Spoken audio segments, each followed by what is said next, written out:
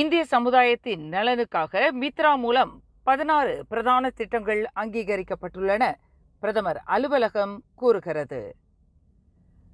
மலேசிய இந்திய சமூகவியல் உருமாற்று பிரிவான மித்ரா மூலம் 2025ஆம் ஆண்டு ஜூலை மாதம் வரையில் இந்திய சமூகத்தின் நலனுக்காக உயர் தாக்கம் நிறைந்த 16 பிரதான திட்டங்கள் அங்கீகரிக்கப்பட்டுள்ளதாக பிரதமர் அலுவலகம் இன்று வெளியிட்டுள்ள ஒரு அறிக்கையில் தெரிவித்துள்ளது.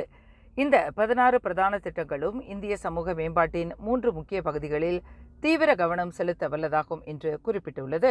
முதலாவது கல்வி மற்றும் பயிற்சி திட்டங்களாகும். இரண்டாவது ஆன்மீகம் மற்றும் கலாச்சாரம் சார்ந்த திட்டங்களாகும். மூன்றாவது சமூக நல்வாழ்வாகும் என்று பிரதமர் அலுவலகம் தெரிவித்துள்ளது.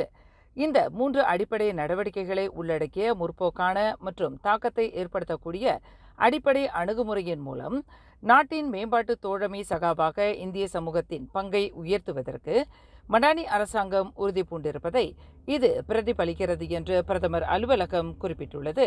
அதேவேளையில் தேசிய டிவெட் மன்றத்தில் அதிகார வரம்பு மற்றும் பராமரிப்பின் கீழ் உள்ள தொழில்நுட்ப தொழிற்கல்வி மற்றும் டிவெட் பயிற்சி திட்டங்கள் தொடர்பான பல விண்ணப்பங்கள் அங்கீகரிக்க முடியாத நிலையில் இருந்தன. தவிர இளைஞர் மற்றும் விளையாட்டுத்துறை அமைச்சு, மலேசிய சுகாதார அமைச்சு மற்றும் தொழில் முனைவோர் கூட்டுறவு மேம்பாட்டு அமைச்சு உள்ளிட்ட பல அமைச்சுகளின் கீழ் உள்ள நடப்பு பயிற்சி திட்டங்கள் ஒன்று மற்றொன்றுடன் சார்ந்து இருப்பதால் முன்மொழியப்பட்ட பல திட்டங்களை அங்கீகரிக்க முடியாத நிலை ஏற்பட்டுள்ளதாக பிரதமர் அலுவலகம் விளக்கம் அளித்துள்ளது. ஓர் அமைச்சின் பயிற்சி திட்டங்களைப் போலவே மற்றொரு அமைச்சின் பயிற்சி திட்டங்கள் இருப்பதையும் அவை ஒரே மாதிரியான வளங்களை பயன்படுத்துவதையும் தவிர்க்க அவற்றை ஒருங்கிணைப்பு செய்ய வேண்டிய அவசியம் இருப்பதாக பிரதமர் அலுவலகம் தெரிவித்துள்ளது. எது எப்படி இருப்பினும் இந்திய சமுதாயத்தின் நியாயமான, சமமான மற்றும் நிலையான வளர்ச்சியின் பலன்களை தொடர்ந்து பெறுவதை உறுதி செய்வதை மடானி அரசாங்கம் எதிர்காலத்தில் மேலும் பல வியூக முயற்சிகளை அமல்படுத்துவதற்கான மதிப்பீட்டை செய்யும் என்று பிரதமர் அலுவலகம் உறுதி அளித்துள்ளது.